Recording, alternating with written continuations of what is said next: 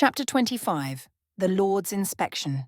The morning market hummed with its usual rhythms, merchants calling out prices, customers haggling over quality, the comfortable chaos of a city that had learned to thrive despite occupation. Cael moved through the crowd with practiced invisibility, just another early shopper examining produce and listening to the conversations that revealed more than their speakers intended. The rift tore reality apart without warning. One moment, the centre of the market square was filled with vendors and their stalls. The next, space itself split open in a jagged wound of crackling energy that made the air taste of metal and lightning. The sound was indescribable, not quite thunder, not quite screaming, but something that made every person in the square instinctively take a step backward. Through the rift stepped 6 figures in armour, unlike anything Cael had seen during 2 years of occupation. These weren't the standardized Black Dawn uniforms of Concordia's garrison, but something crafted for beings who commanded rather than served. The metal seemed to absorb light rather than reflect it, and strange sigils carved into the plates pulsed with energies that hurt to look at directly. The armoured figures spread into formation with military precision, their movements coordinated with the kind of synchronization that spoke of extensive training and absolute discipline.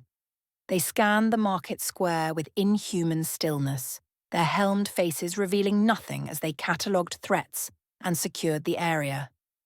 Then Lord Draven himself stepped through the rift. Cael had seen powerful people before, military commanders, political leaders, individuals whose authority shaped the lives of thousands. But Draven carried himself with a presence that transcended mortal concepts of power.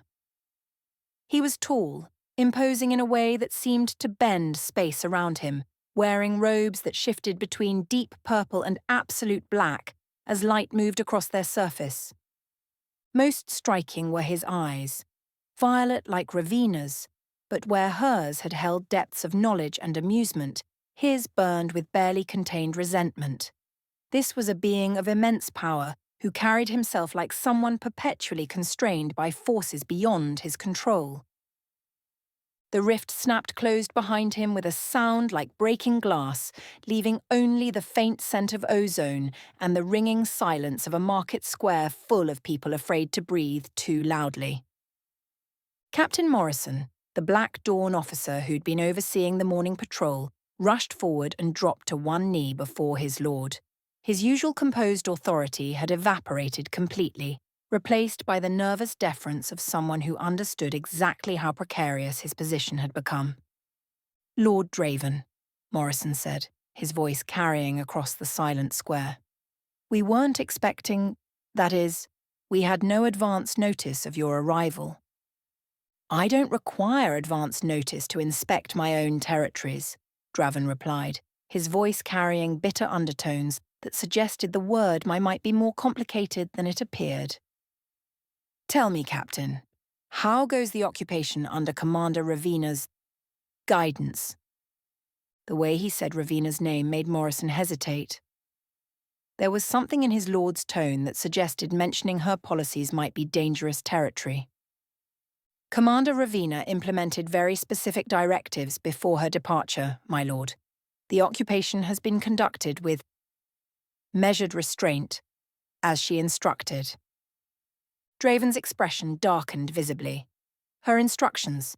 And you've followed these instructions precisely, I assume?" "Yes, my lord. Every detail of her governance protocols has been maintained exactly as she specified." "Of course they have," Draven said, his voice carrying a bitterness that made several people in the square step backward unconsciously. "Because heaven forbid anyone deviate from what the commander considers optimal policy." Morrison's confusion was evident. "My lord?" "Aye? Is there something about the current administration that displeases you?" Draven began walking through the market square, his movements sharp with barely controlled frustration. "Tell me, Captain Morrison, do you know why Commander Ravina chose to implement measured restraint rather than more direct methods of control?" "To maintain stability and prevent uprising, my lord." "To maintain her convenience," Draven corrected harshly. Commander Ravina dislikes dealing with inconveniences. Rebellions are inconvenient. Constant suppression is inconvenient.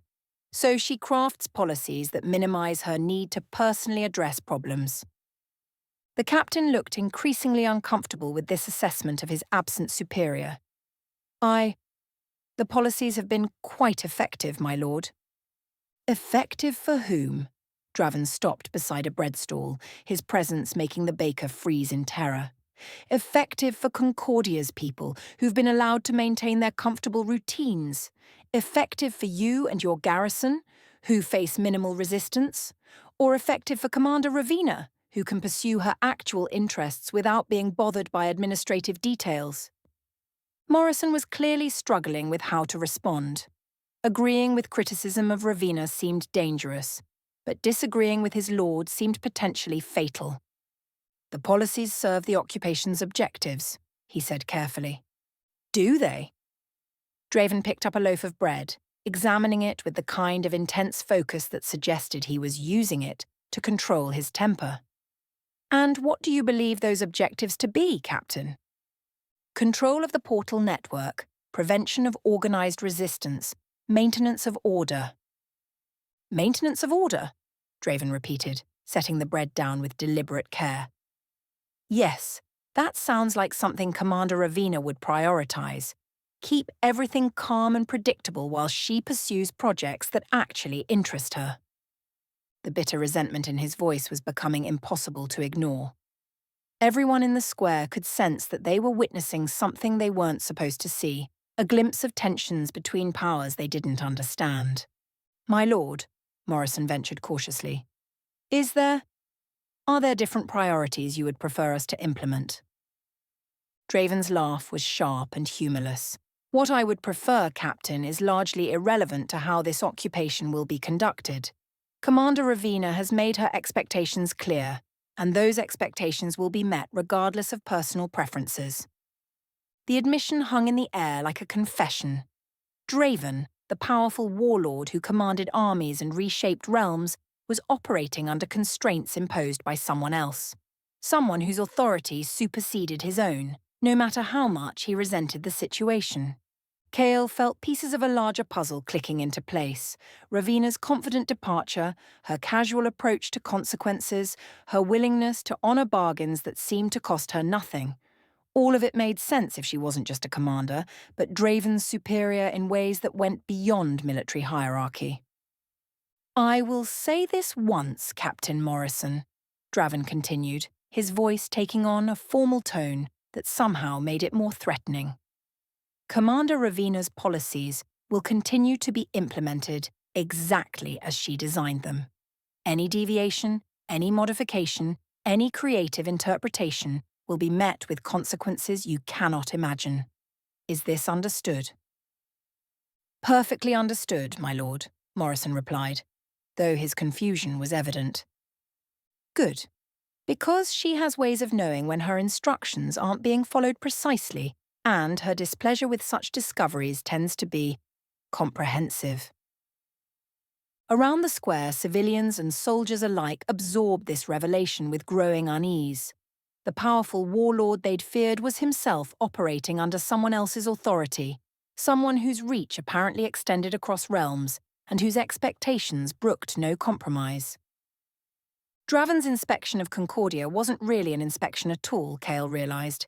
It was verification that orders were being followed, constraints were being respected, and the careful balance Ravina had established remained undisturbed. The daughter of Loki hadn't just departed Concordia.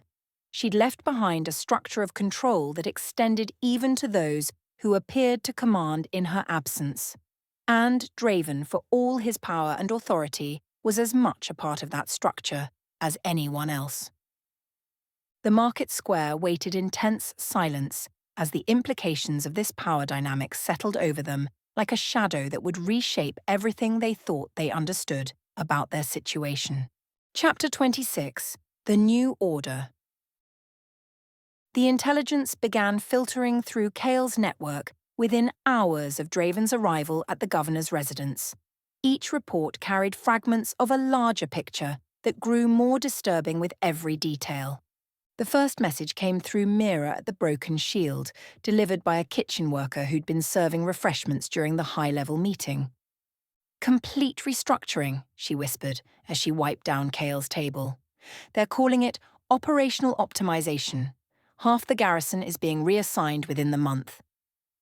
Cael kept his expression neutral while processing this information. Reassigned where?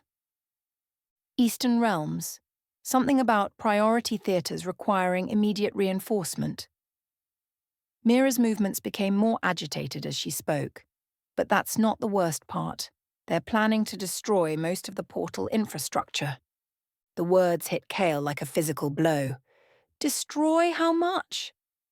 Everything except the 3 primary nexuses and whatever Black Dawn needs for their own operations. All the secondary portals, the merchant gates, even some of the emergency evacuation routes.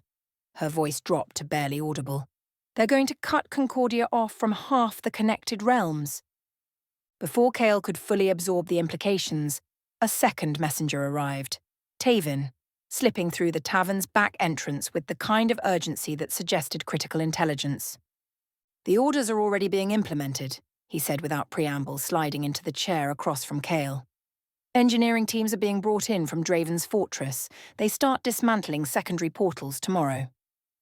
"Which one's first?" "The Eastern Trade Corridor, the Northern Diplomatic Gate, and all 3 of the refugee transit points." Taven's young face was grim with understanding. "They're not just reducing portal access, they're physically destroying the portal structures themselves. Once they're gone, they can't be rebuilt without massive resources and years of work." The pattern was becoming clear. Draven wasn't just downsizing the occupation. He was transforming Concordia from a crossroads between realms into an isolated outpost under complete Black Dawn control. Over the following hours, more intelligence arrived confirming the scope of the planned changes.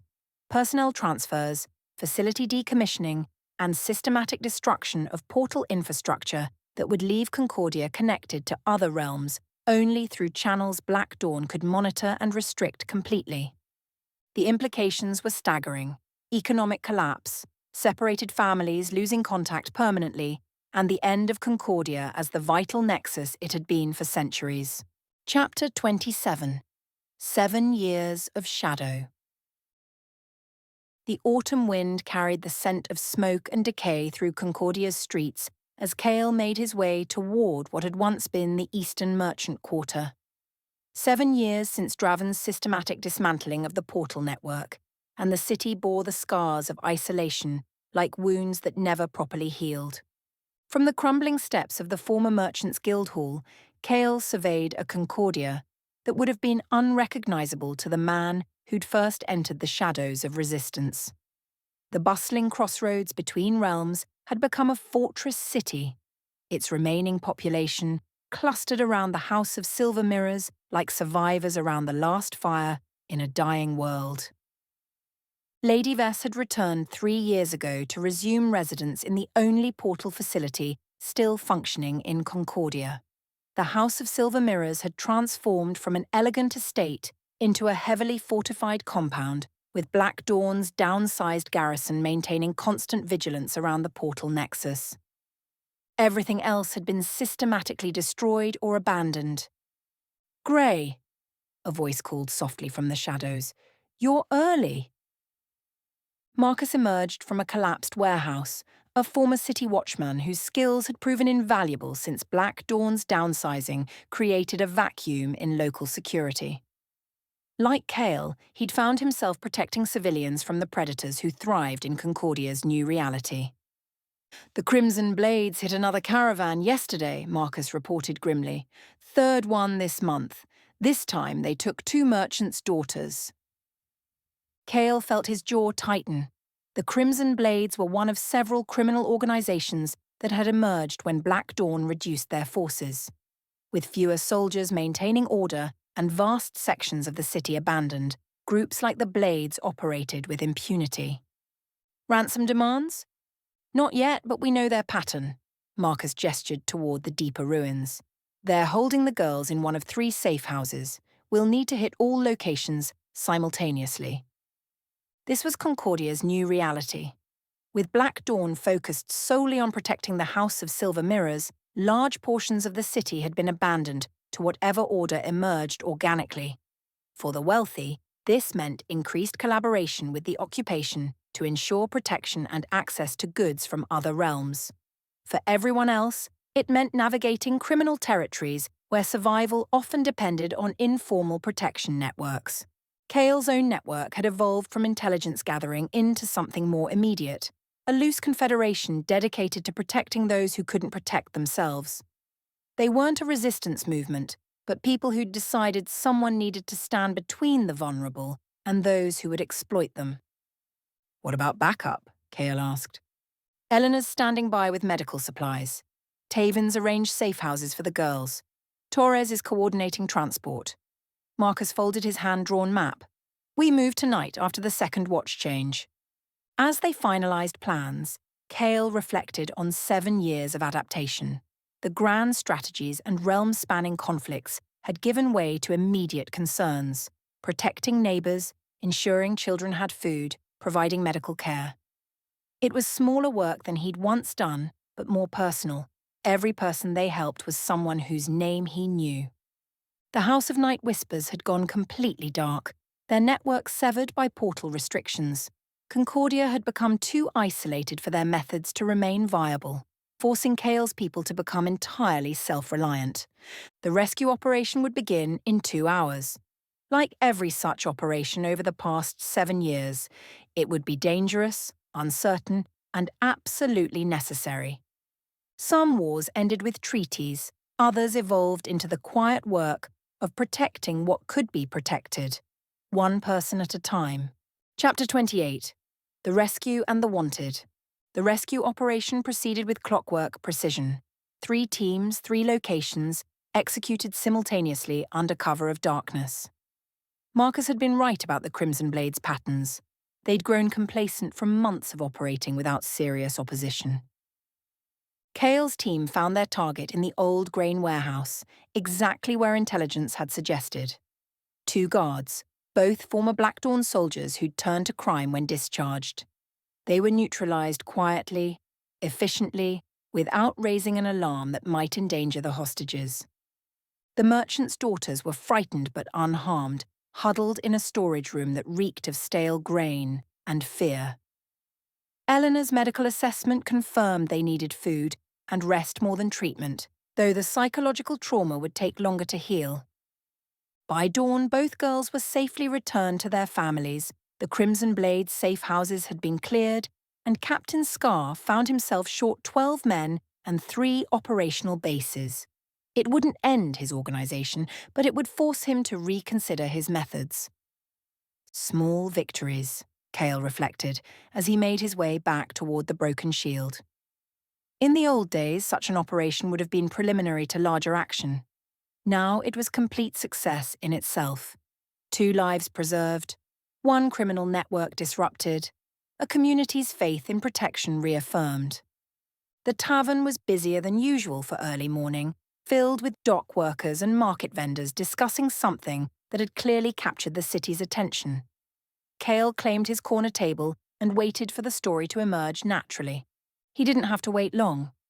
"Never seen anything like it," one of the vendors was saying to anyone who'd listen. "Poster went up at dawn, and by the second bell there were crowds reading it." "What's the reward again?" asked someone from the back. 50,000 gold pieces, dead or alive." The vendor's voice carried awe at the sum. "For some goblin girl who apparently robbed Lord Draven himself." Cael felt his attention sharpen. 50,000 gold was more money than most people in Concordia would see in several lifetimes. Whatever this goblin had stolen, it was valuable enough to make Draven publicly admit he'd been robbed. Mira approached with his usual ale and a meaningful look. "Quite the excitement this morning," she said, wiping down his table. "Everyone's talking about the wanted poster. Seems someone was bold enough to break into Lord Draven's fortress." "Successful robbery?" Cael asked casually. "Very successful from what the poster says. Girl named Argos, from Murkdusk originally. Made off with something called the Celestial Gem, some kind of ancient artifact. that must be worth more than the reward itself. Mira leaned closer, her voice dropping. What's interesting is how she escaped. They say she was being chased through the fortress when she somehow activated an old portal in Eldermire. One that hadn't worked in decades.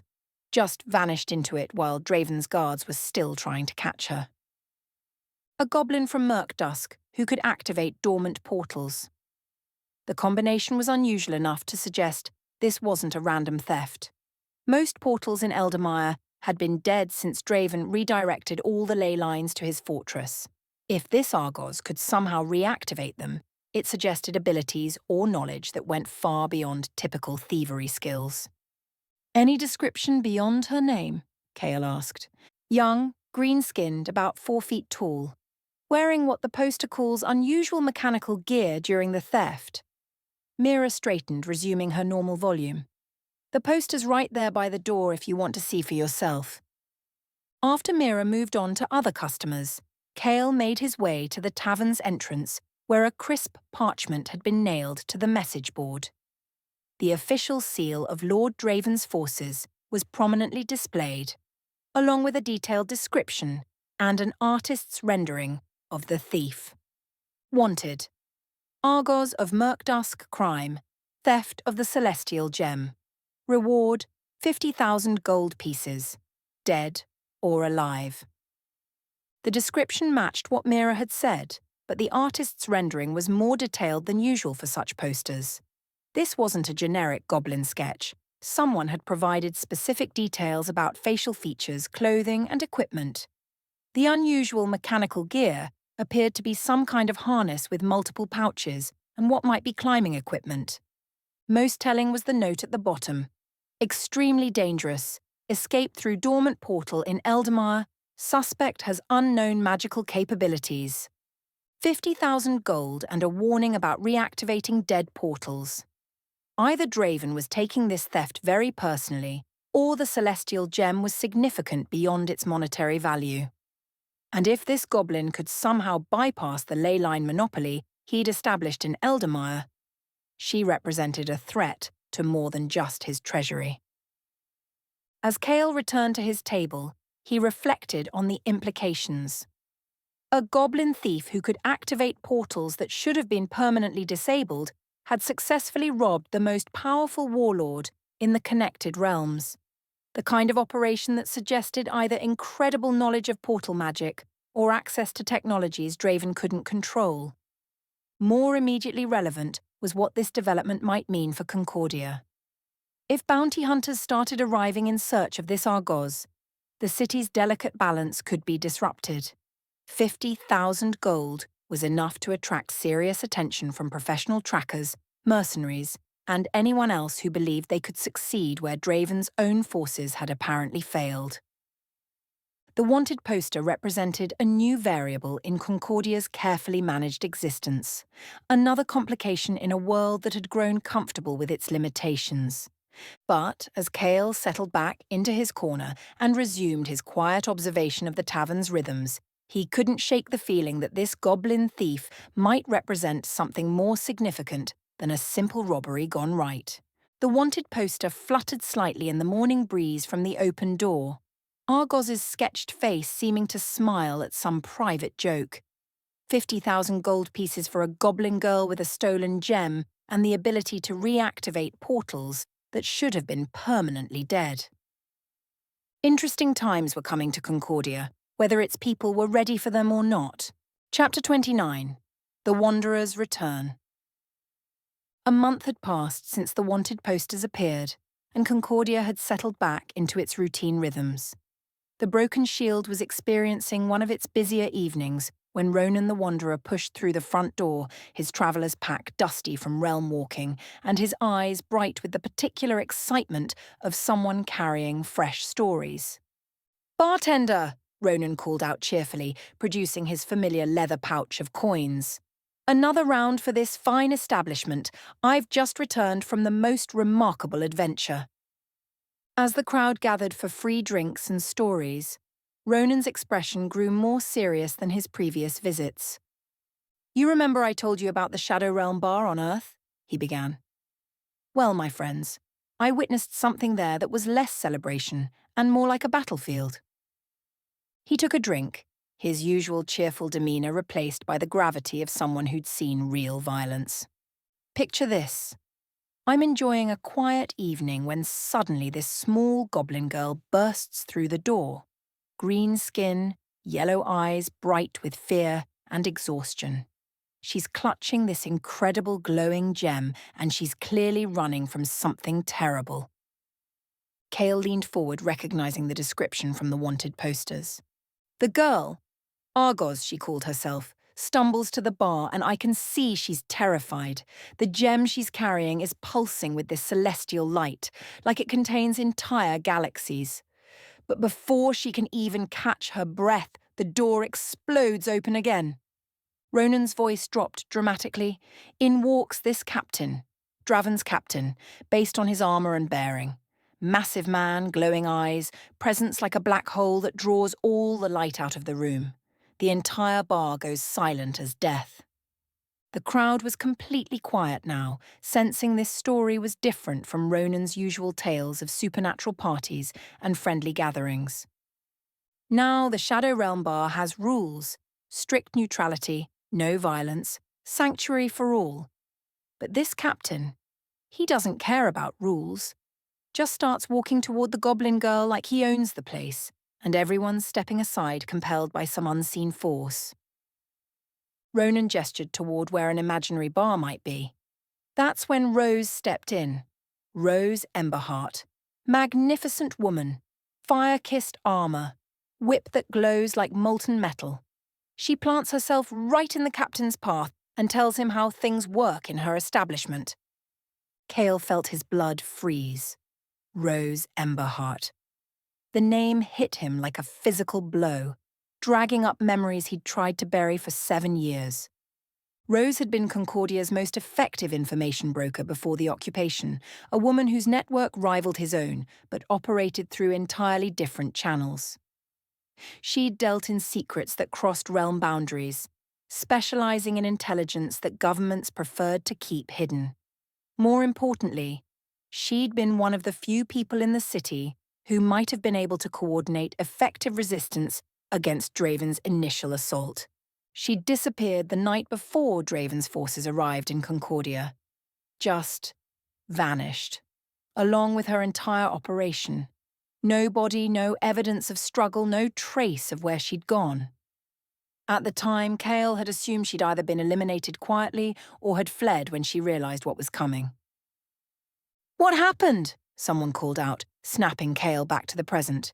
"The captain backhanded her across the face," Ronan said grimly, "hit Rose Emberheart like she was some common tavern wench." The crack echoed through the entire bar. Gasps and mutters rippled through the crowd, but Cael's mind was racing through implications. Rose was alive. Not just alive, but apparently established enough on Earth to have her own territory, her own rules to enforce. The information broker who'd vanished mysteriously had somehow ended up running operations at an interdimensional gathering point. Well, that broke the sacred truce and all hell broke loose. The bar's enforcers, these massive stone-skinned giants, grabbed the captain. Then this entity called Silas appeared with some kind of runic device and opened a portal right under the captain's feet. Just banished him completely? Ronan's expression grew admiring. But here's the incredible part. Rose didn't just stand there and take it. The moment the captain was gone, she stepped outside the truce boundary, into the street where he'd regrouped with his men, and she unleashed hell itself. His hands moved expressively as he described the battle. Fire magic like you've never seen, whip cracking with flames that could melt steel. She's fighting the captain and his entire squad single-handedly and holding her own until help arrived. Fire magic. Rose had never displayed magical abilities during her time in Concordia. Her power had come from information, connections, and an uncanny ability to be 3 steps ahead of everyone else. Either she'd been hiding supernatural capabilities, or 7 years away had changed her in fundamental ways. "Help?" asked Torres. A whole pack of allies burst through a portal, wolves, warriors with enchanted weapons, someone with a magical staff. turned into the most incredible battle I've ever witnessed, right there in the street. Ronan shook his head in amazement. And through it all, little Argos is safe inside the bar, protected by the sanctuary rules, watching this entire war being fought over her stolen gem. The tavern erupted in murmurs of discussion, everyone processing this tale of supernatural warfare and violated sanctuaries. But Cael remained silent, his mind working through connections and possibilities. Rose Emberheart had disappeared the night before Draven's occupation began. Now she was apparently running operations at an interdimensional nexus, wielding fire magic, and directly confronting Draven's forces to protect a goblin thief who'd stolen one of his most valuable artifacts. The timing couldn't be coincidental. Rose had vanished when Draven arrived, and now she was actively opposing his interests. Had she fled Concordia to establish a power base elsewhere? Had she been planning resistance operations for 7 years? Or was this something else entirely? A coincidence of names, a mistake in the Wanderer's storytelling? Did the goblin escape? Mira asked. Oh yes, but that's another story entirely, Ronan grinned, his good humour returning. Let's just say that anyone brave enough to steal from Lord Draven and clever enough to find sanctuary in the right place probably has more tricks up her sleeve than anyone expects. As the evening wound down and Ronan prepared for his next journey, the crowd gradually dispersed, still discussing the incredible tale. But Cael remained at his corner table, staring into his ale while his mind raced through implications. If Rose Emberheart was alive and active, if she was indeed the same woman who'd once controlled half of Concordia's information networks, then she represented something that had been missing from the resistance equation for 7 years. Someone with the skills, connections, and apparent power to challenge Draven on equal terms. More immediately, her involvement with the goblin thief suggested that Argos's theft might not have been a random crime of opportunity.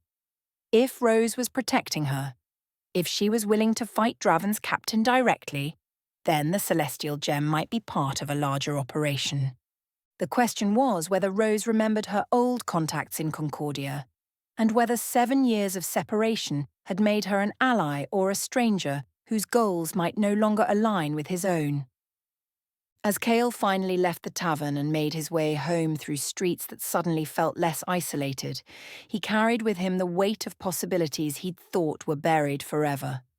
Rose Emberheart was alive, she was active, and she was apparently at war with the same forces that had occupied his city for 7 years.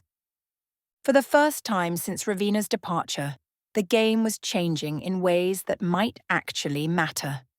The black rose on his windowsill caught moonlight as he entered his modest quarters, a reminder of games played and bargains honoured. But tonight, it seemed less like a memorial and more like a promise that some challenges were worth accepting, regardless of the odds. Change was coming to the connected realms, and it was being carried by people he'd thought were lost forever. Chapter 30. Shifting Tides. Over the following months, the troop rotations at the House of Silver Mirrors became more frequent and more revealing. Where once Black Dawn soldiers had served extended deployments in Concordia, now they cycled through in shorter assignments, long enough to maintain security, short enough to prevent them from growing comfortable or forming local attachments. Cael's network adapted to these changes, developing new methods for gathering intelligence from soldiers who wouldn't be in the city long enough for traditional cultivation. The key proved to be timing, catching troops during their first few days, when they were still processing whatever they'd experienced in their previous assignments and seeking the comfort of familiar military routines. The broken shield became an even more valuable resource during this period. Soldiers far from home, serving in what they clearly considered a backwater assignment, gravitated toward the tavern's reliable ales and tolerant atmosphere. Mira and her staff developed an almost supernatural ability to encourage conversation from men who needed to talk about things they weren't supposed to discuss. The intelligence that emerged painted a disturbing picture of developments in Ravina's eastern operations. You wouldn't believe the things she's creating out there, confided Sergeant Kellum, a logistics specialist who'd just completed a supply run to one of the new facilities. His voice carried the particular exhaustion of someone who'd seen too much and slept too little. They call them enhanced units, but that's just pretty words for something that used to be human. Cael nursed his ale while maintaining the interested but not intrusive demeanour that encouraged such revelations. Around the tavern, other patrons provided just enough background noise to make the conversation feel private without actually being so. "Enhanced how?" asked Torres, the former Black Dawn sergeant who'd become one of Cael's most reliable sources. His military background made him a natural confidant for active soldiers. Started with volunteers, soldiers who wanted to serve the cause more completely. Now ... Kellum shook his head. Now they're not exactly volunteers anymore. Strong as 3 normal men, faster than anything human should be, and they follow orders without question. Literally without question. They can't disobey even if they wanted to. Sounds useful for military applications, Torres observed carefully. Useful, yes. Human, no. Kellum finished his drink and immediately signalled for another. They don't sleep, don't eat much, don't talk unless directly commanded to speak. And their eyes, he shuddered visibly, empty, like looking into the void itself. Over the following weeks, similar reports filtered through the tavern from other rotating soldiers. Each assignment brought new details about Ravina's research operations, from a communications specialist. The training facilities cover entire valleys now. Thousands of these enhanced units drilling in perfect synchronization, responding to commands transmitted through some kind of mental link. From a quartermaster, weapons production has tripled in the past year. Not just conventional arms, specialized equipment designed for the enhanced unit's capabilities. They can carry loads that would break normal soldiers. From a medical corpsman, the transformation process has a high failure rate. For every successful enhancement, maybe 3 subjects die or go insane, but she doesn't seem to care about the losses. Most concerning were the reports about military preparations that went far beyond simple research and development. Massive troop build-ups, reported Captain Voss, a field commander who'd been reassigned to Concordia after leading operations in the Eastern Realms. Not just enhanced units, but conventional forces, siege equipment, portal infrastructure designed for rapid deployment. "Deployment where?" Torres asked during one of their casual conversations. Some little realm called, what was it? Ethermore. Apparently it's been classified as a priority target for complete integration. Voss's expression grew troubled. Command structure suggests this isn't going to be another occupation like Concordia. This is going to be total conquest, then systematic transformation of the entire population. The implications were staggering. If Ravina had perfected her enhancement process and was preparing to deploy it against entire populations, she was moving beyond research into implementation on a scale that would reshape the nature of civilization itself. "What's so special about this Ethermore?" Cael asked, during a rare moment when he could engage directly with one of the sources. "Portal access to 12 different realms, including some that have been considered unreachable for centuries," replied Lieutenant Hayes, an intelligence officer who'd been drinking heavily since his arrival in Concordia. "If you control Ethermore, you control access to territories that most powers have written off as impossible to reach. And the timeline for this operation? Soon. Very soon. The enhanced units are being staged in forward positions, conventional forces are being moved into support roles, and Lord Draven himself is supposed to oversee the initial assault." Hayes leaned closer, his voice dropping to a whisper. "But here's the thing. Everyone knows this isn't really Draven's operation. This is her show, using his resources and his authority to accomplish whatever she's really planning." As winter approached and the troop rotations continued, a clearer picture emerged of what Ravina had accomplished during her years in the Eastern Realms. The research that had begun in Concordia with careful genealogical studies and selective recruitment, had evolved into full-scale military production of enhanced soldiers. The small-scale experiments had become systematic transformation programs designed to create armies that couldn't question, couldn't disobey, and couldn't be turned against their commanders. Most disturbing was the realization that this represented just the beginning of her ambitions. If Ethermore provided access to previously unreachable realms, and if her enhanced units could be deployed through Draven's Rift technology, then she was positioning herself to extend her influence across territories that had never been subject to coordinated conquest.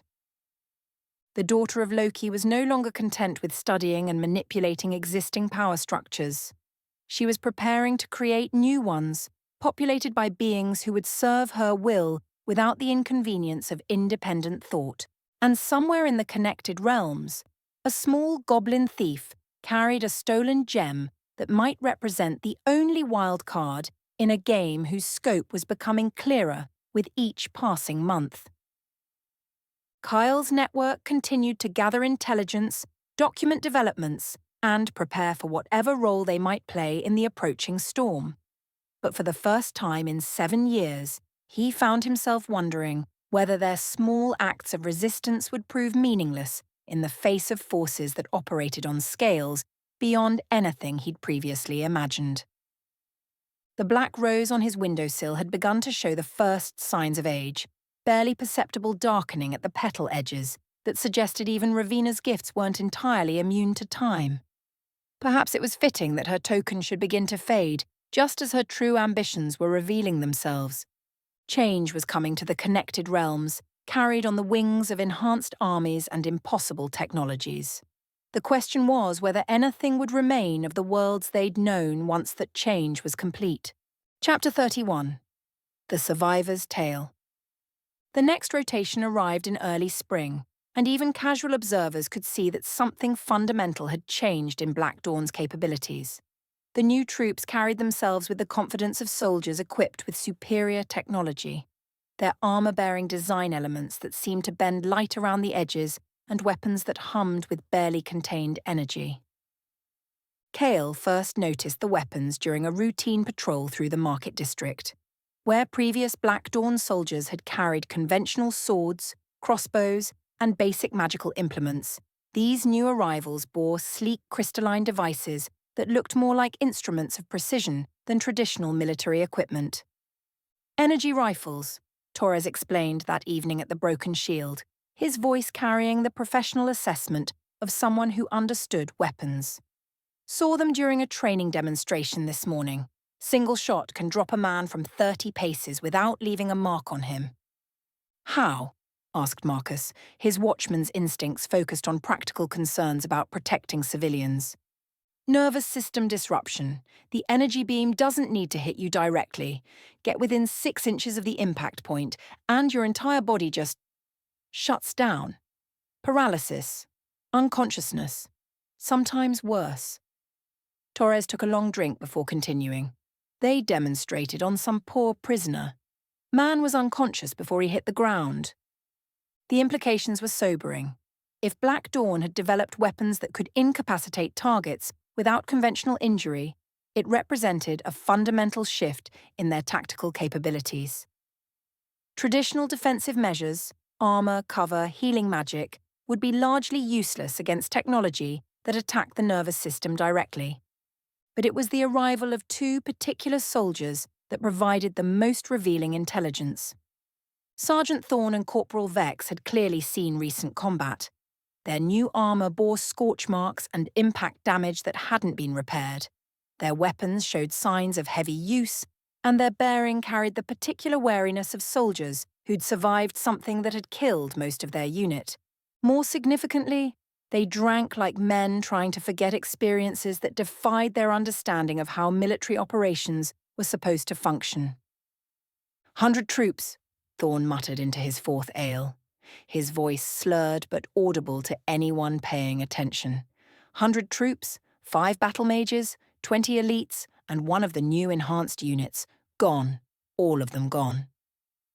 Enhanced unit? Vex laughed bitterly.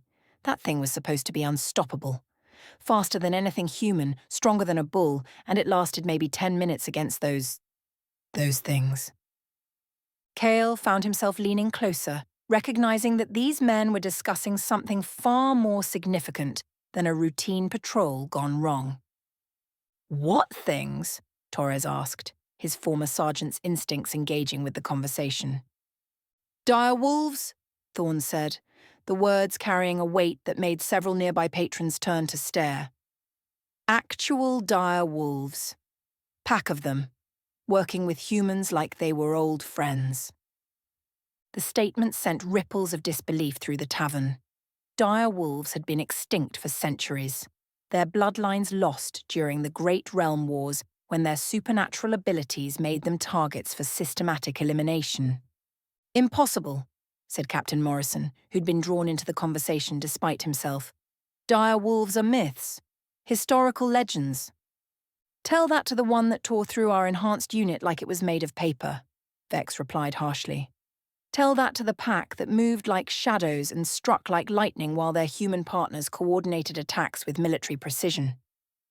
Thorne nodded grimly, then his voice dropped to barely above a whisper. We were sent to capture one small goblin girl.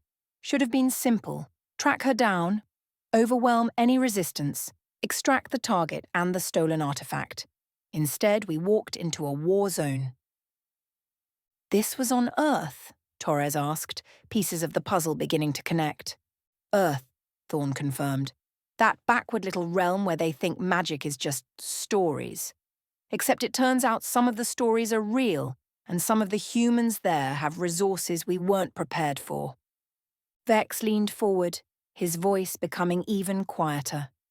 Commander Ravina led the assault herself, said the goblin and the gem were too important to risk with subordinates. Brought her best troops, her newest weapons, even one of those enhanced monsters. The revelation hit the tavern like a thunderbolt. Several patrons exchanged glances, understanding that they were hearing about something of unprecedented significance. Ravina herself? Morrison asked, his voice barely controlled. What happened to her? Captured, Thorne said, the word falling into the silence like a stone into still water. The pack took her alive. Last we saw, she was being dragged away by those dire wolves while the human leader, Rose something, was giving orders about containment protocols. The implications were staggering. Commander Ravina, the daughter of Loki, the architect of realm-spanning research programs, the power behind Draven's throne, had been captured by forces operating out of a supposedly primitive realm. How? Marcus asked, voicing what everyone was thinking. We don't know, Vex replied, his hands shaking slightly as he reached for his drink. One moment she was coordinating the assault, using powers that made reality bend around her. The next, she was down, surrounded by those wolves, and nothing she tried could break free from whatever was holding her. The humans had some kind of containment technology, Thorne added. Weapons that could bind supernatural beings, tactics that seemed designed specifically for fighting entities like her. Like they'd been preparing for this exact confrontation. Over the following hour, the two survivors painted a picture of a military disaster that had left their entire expedition destroyed. They'd tracked Argos to the Shadow Realm bar, where she'd found sanctuary among beings far more dangerous than intelligence reports had suggested. The humans called themselves the Pack, Vex explained. Military-trained, supernatural abilities, equipped with weapons that could punch through our best armor. And the wolves. He shuddered visibly. Dire wolves that moved like they could read our minds, anticipating every tactical decision. But it was the leader that really terrified us, Thorne continued. Rose Emberheart. She fought Commander Ravina directly, fire magic against whatever Ravina was throwing at her. And she won. Actually defeated someone we thought was invincible. How did you escape?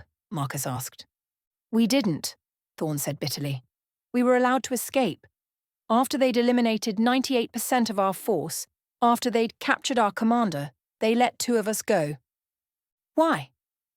To deliver a message, Vex replied. Rose Emberheart said to tell Lord Draven that Earth was under protection now, that any further incursions would be met with overwhelming force, and that if he wanted Commander Ravina back, he paused, swallowing hard. He'd have to negotiate.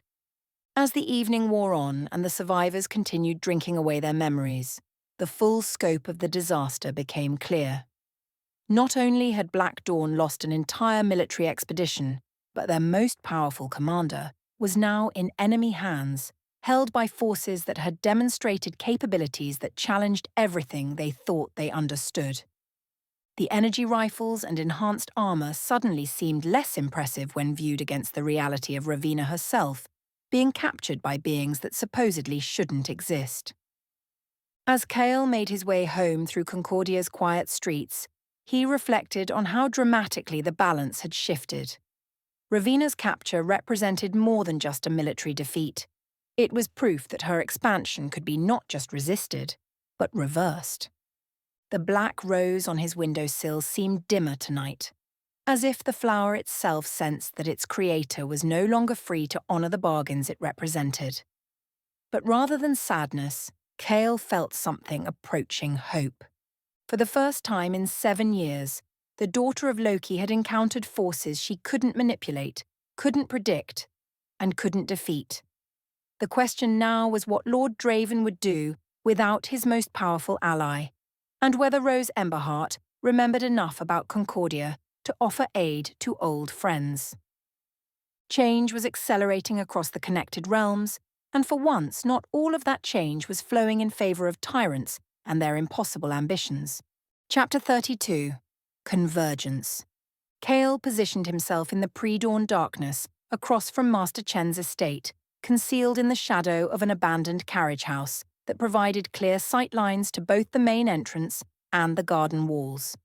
The weight of his decision to observe rather than approach pressed against his chest. 7 years of careful network building had taught him that patience often revealed more than action. Hours passed in motionless vigilance. As the first hints of dawn touched the eastern sky, movement caught his eye. A side door he hadn't even noticed, so perfectly integrated into the estate's stone wall that it appeared to be merely decorative carving, opened with silent precision. Rose emerged first, her silhouette unmistakable despite the years that had passed. She moved with the fluid confidence he remembered, but there was something new in her bearing.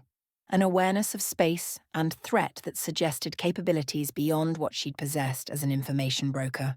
Her companion followed a moment later, the tall, blonde human Taven had described.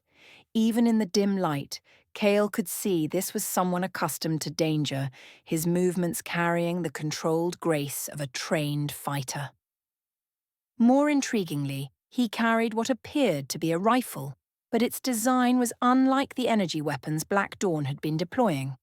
This weapon had an organic quality to it, with crystalline components that seemed to pulse with their own inner light. Rose paused at the doorway, her hand resting on what looked like a small crystalline device attached to the doorframe. Light pulsed briefly between her fingers, and Cael realized she was disabling some kind of alarm system with a precision that spoke of intimate familiarity with Chen's security measures. The pair moved through the estate's garden with practiced stealth, but instead of heading toward an exit, they turned toward the city centre. Cael adjusted his position to maintain visual contact, realizing they were making their way toward the House of Silver Mirrors. He followed at a careful distance, using the pre-dawn shadows and his knowledge of Concordia's back alleys to remain undetected. The route Rose chose was deliberate, avoiding main thoroughfares where early Black Dawn patrols might spot them, but moving with the confidence of someone who knew exactly where they were going. When they reached the House of Silver Mirrors, Rose approached a side entrance with the same casual familiarity she'd shown at Chen's estate. Darren positioned himself to watch for threats while maintaining a grip on his unusual weapon, the rifle's crystalline components pulsing faintly in the pre-dawn gloom. Rose produced another small device and placed it against the entrance's locking mechanism. Again, light pulsed between her fingers and the door opened silently. They slipped inside with practiced efficiency, leaving Cael to wonder what business they could possibly have in the heavily fortified heart of Black Dawn's Concordian operations. 20 minutes after Rose and Darren had entered the House of Silver Mirrors, new movement appeared from another direction. 4 figures in the distinctive enhanced armour of Black Dawn's elite units approached the same building, but from the main entrance. Behind them, moving with careful authority, came Lady Vess. She wore travelling clothes rather than formal attire, and her bearing carried a tension that suggested she was operating outside her normal comfort zone. More telling was the way the enhanced soldiers deferred to her, not with casual respect, but with the focused attention reserved for someone issuing direct operational orders. Lady Vess approached the main entrance of her own residence with what appeared to be official purpose, the enhanced soldiers flanking her as she unlocked the heavily secured doors. They entered with the systematic precision of a search operation, unaware that 2 intruders were already somewhere inside the sprawling complex. 15 minutes passed in tense silence. Cael maintained his observation post, every sense alert for signs of discovery or conflict. The House of Silver Mirrors showed no external indication of the drama unfolding within its walls, just the usual complement of guards at their posts and the faint glow of magical wards that had protected the estate for decades. Then the world exploded. A thunderous roar erupted from the upper floors of the house, so powerful that Cael felt it as much as heard it. The sound rolled across Concordia like the voice of an angry god, rattling windows and setting dogs, howling throughout the district. Before the echoes could fade, a second roar followed, then a third, each accompanied by brilliant flashes of light that blazed through the tall windows of what Cael knew to be the administrative offices. The flashes weren't the clean, sterile light of Black Dawn's energy weapons. These were wild, chaotic bursts that painted the windows in shades of fire and lightning, the kind of raw magical discharge that spoke of powers being unleashed without restraint or precision. Immediately, alarms began blaring throughout the compound, not the measured tones of routine security alerts, but the urgent, discordant wail that meant genuine emergency. Emergency lights blazed to life along the estate's perimeter, and magical defensive systems that had lain dormant for years suddenly flared into visibility. Black Dawn troops came running from every direction. Soldiers poured out of the barracks, guards abandoned their posts to converge on the main building, and even off-duty personnel emerged from the residential quarters with weapons in hand. The response was immediate and overwhelming, dozens of soldiers racing toward what had been Concordia's most secure location. Cael pressed himself deeper into the shadows as soldiers rushed past his concealment, their faces showing the kind of controlled panic that came from facing threats beyond their training. Some carried the new energy rifles, others bore conventional weapons, but all moved with the desperate urgency of people who understood that their world was under attack. The upper windows of the house continued to pulse with intermittent flashes of light, and occasional tremors shook the building's ancient foundations. Whatever battle was being fought in those administrative offices, it was being waged with powers that threatened the structural integrity of the entire complex. As more soldiers disappeared into the House of Silver Mirrors, Cael realized he was witnessing something unprecedented. The seat of Black Dawn's power in Concordia was under assault from within, and the attackers were proving capable of matching or exceeding the defenders' capabilities. The question was whether Rose and Darren would be able to complete whatever mission had brought them here, or whether they would become casualties of a confrontation that was rapidly spiraling beyond anyone's control. The morning's careful observations had become a front-row seat to what might be the most significant battle fought in Concordia since the original occupation. And somewhere in the chaos of flashing lights and thunderous roars, the balance of power was shifting in ways that would reshape everything. The thunderous roars continued to shake the House of Silver Mirrors, but now Cael could see the flashes of light moving through the building like a violent storm. What had begun in the upper administrative offices was cascading downward. Brilliant bursts illuminating windows on the second floor, then the first, the chaotic magical discharge following what could only be a running battle. Cael moved carefully along his side of the street, using the cover of early morning shadows and the distraction of soldiers rushing towards the main entrance. His military training guided his movements: stay low, use available concealment, maintain situational awareness while focusing on the objective. The objective being the side entrance Rose and Darren had used to enter the compound. As he approached the mouth of the alley, Cael spotted exactly what he'd expected: 2 Black Dawn soldiers positioned in concealment on either side of the side entrance. They were alert, weapons ready, clearly positioned to ambush whoever emerged from that door. Their placement was professional: good sight lines, effective cover, overlapping fields of fire. The flashes of light were now visible on the ground floor, accompanied by sounds that suggested the battle was moving toward the building's lower levels. Whatever Rose and Darren were fighting, they were either being driven toward the exit or fighting their way there deliberately. The side door burst open with explosive force, the heavy wood slamming against the alley wall, hard enough to crack the stone. Darren emerged first, his magically enhanced shotgun already raised and tracking toward the nearest threat. The weapon roared with a sound like thunder trapped in steel. Fire erupted from the barrel as a 2-ounce slug slammed into the chest of the closest Black Dawn trooper with devastating force.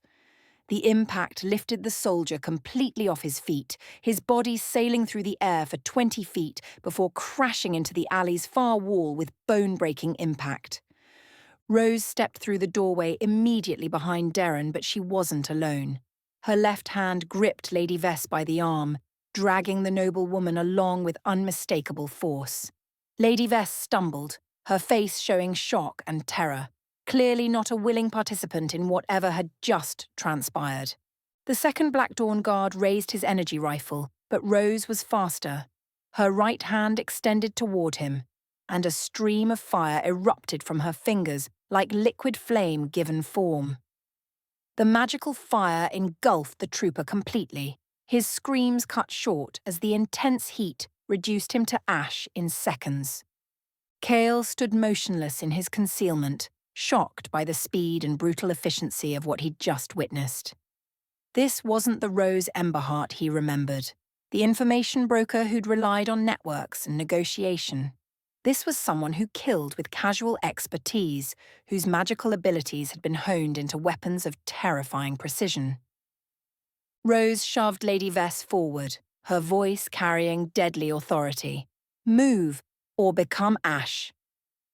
Lady Vess stumbled forward, her elegant composure shattered by whatever she'd experienced inside her own residence. Behind them, Darren maintained a defensive position, his enhanced shotgun trained on the doorway they'd just exited. A third Black Dawn trooper rounded the corner of the alley, his energy rifle already charging.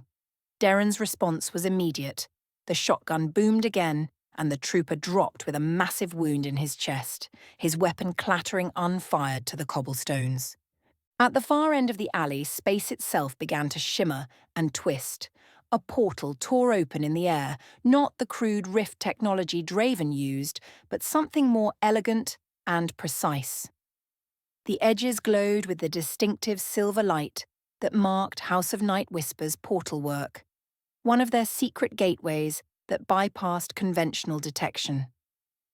Rose pushed Lady Vess toward the portal while Darren continued covering their retreat.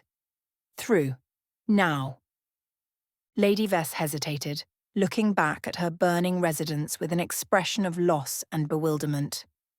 Rose's patience lasted exactly 2 seconds before she grabbed the woman again and forced her through the portal opening. Darren backed toward the gateway, his shotgun still trained on potential threats, then stepped through himself. Rose followed last, pausing only to look back at the chaos they were leaving behind. For a moment, her eyes swept the alley, and Cael held his breath as her gaze passed over his hiding spot. But she showed no sign of detecting his presence, and a second later, She disappeared through the portal. The gateway snapped closed with a sound like breaking glass, leaving behind only the scent of ozone and the smoking remains of what had been 3 elite Black Dawn soldiers. Cael remained motionless for several more minutes, processing what he'd witnessed. Rose and Darren had infiltrated the most secure building in Concordia, fought their way through enhanced troops and magical defences, and kidnapped Lady Vess, all while using weapons and abilities that exceeded anything he'd thought possible. The House of Night Whispers had provided extraction support, confirming that Rose's operations had backing from one of the most powerful covert organisations in the Connected Realms. Most significantly, Lady Vess was now in the hands of people who had just demonstrated their willingness to kill anyone who stood in their way. As alarms continued to wail and soldiers poured through the House of Silver Mirrors, searching for enemies who were already realms away, Cael understood that everything had changed. The careful balance of power that had defined Concordia for 7 years had been shattered in a single morning's violence. The question now was what Rose intended to do with her captive, and whether the retaliation from Black Dawn would destroy what remained of the city's fragile stability. Change had come to Concordia with fire and steel, leaving behind only ash and the promise of more violence to come.